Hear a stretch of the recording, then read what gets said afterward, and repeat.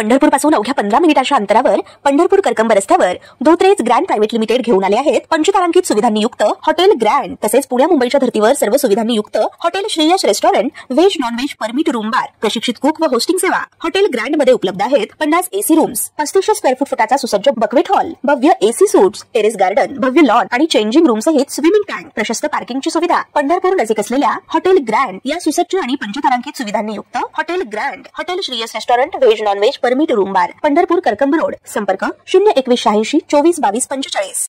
नागपूरमध्ये विवाहितेने सासरच्यांकडून होणाऱ्या छळाला कंटाळून आत्महत्या केली।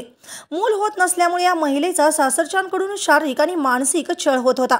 या छळाला कंटाळून तिने गळफास लावून आत्महत्या केली। या घटनेमुळे नागपूरमध्ये खळबळ उडाली असून ही घटना नागपूरच्या बुट्टीबोरी पोलीस ठाण्याच्या हद्दीत घडली आहे। या आत्महत्या नसून हत्या असल्याचा आरोप महिलेच्या कुटुंबियांनी केला आहे। मिळालेल्या माहितीनुसार नागपुरातील टाकळघाट येथे एका 21 वर्षीय विवाहितेने आत्महत्या केली। सासरच्यांकडून होणाऱ्या छळाला कंटाळून तिने टोकाचे पाऊल उचलले। सासरच्यांनी शारीरिक आणि मानसिक छळ करीत तिला आत्महत्येस प्रवृत्त केल्याचा आरोप केला जातोय। या आत्महत्या नसून हत्याचा आहे असा आरोप मृत विवाहितेच्या वडिलांनी केला आहे। आरोपी पती आणि तिच्या आईविरोधात कठोर कारवाई व्हावी अशी मागणी मुलीचे वडील रामदास मेघरे यांनी केली आहे। चैताली मनोज कांबडी असे आत्महत्या केलेल्या विवाहितेचे नाव आहे।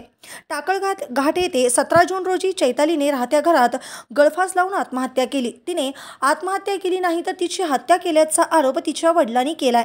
या प्रकरणी हुंडाबळी यासह विविध कलमांवे गुन्हा दाखल करत बुट्टीबोरी पोलिसांनी मनोज कांबडीला अटक केली आहे। यात सासू रुग्णालयात उपचारार्थ दाखल असल्याची माहिती वरिष्ठ पोलीस निरीक्षक प्रतापराव भोसले यांनी दिली।